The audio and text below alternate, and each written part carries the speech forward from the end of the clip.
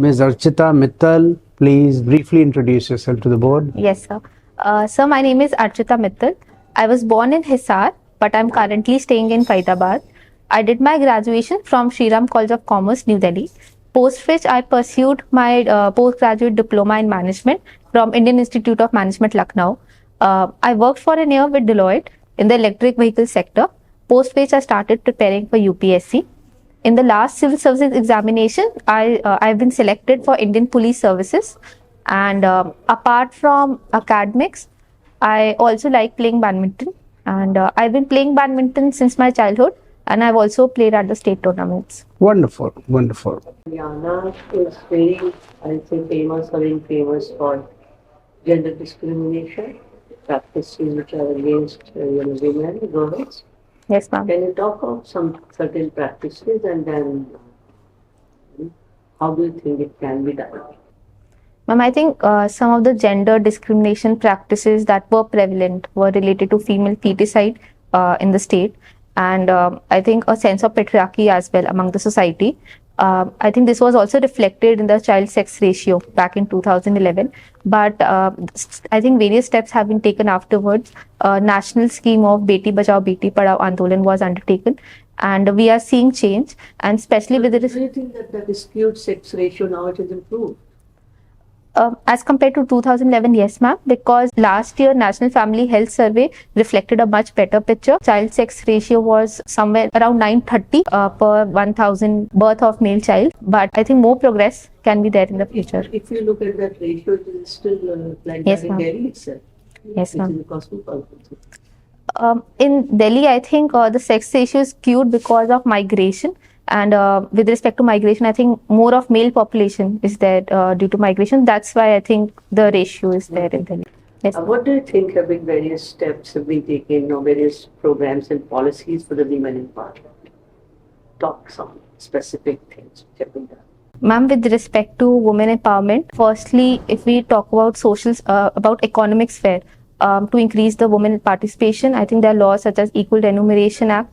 The recent the labor codes also permit women to work in night, that have to become more enabling. We have Factories Act which provide for separate washrooms. I think these are some of the steps for economic. Like what? Under Factories Act, it has been mandated to provide separate washrooms, to provide time for rest. And so I think these are enabling provisions which help the women. I'm asking recent some policies and programs of the government of India. I'm not asking even about the law. Even we talk about Equal Remuneration Act, it's from 1976, right? So talk of something latest which have been done in the past 3-4 years. In the past 3-4 years, firstly, women have been allowed a permanent commission in the army. I think this is one of the steps. Then secondly, there have been talks, though it has not been implemented, but to provide women reservation in the parliament. Is it there already? No, not yet. There have been talks, but I think at party levels. So are there any women who are in some prominent positions in the government, in ministries, in Supreme Court, and other places? Women, ma'am.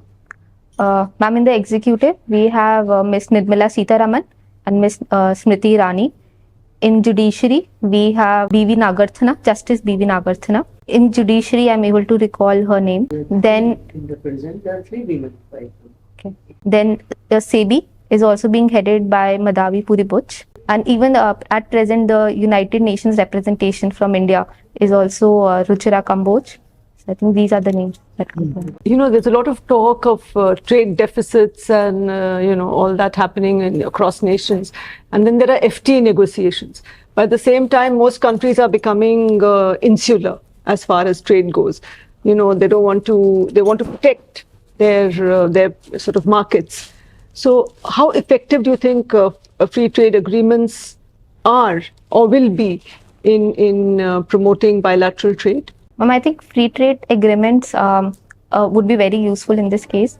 I think in the past, what have been observed is that when the free trade agreements were being drafted, they were not promoting mutual interest, but however, interest of a few countries, as we have seen with the FTAs with ASEAN or Singapore. But I think the FTAs that are coming up right now, for example, the recent FTAs that have been signed with UAE, for that matter, I think they promote the interest of both the countries, promote trade, investment.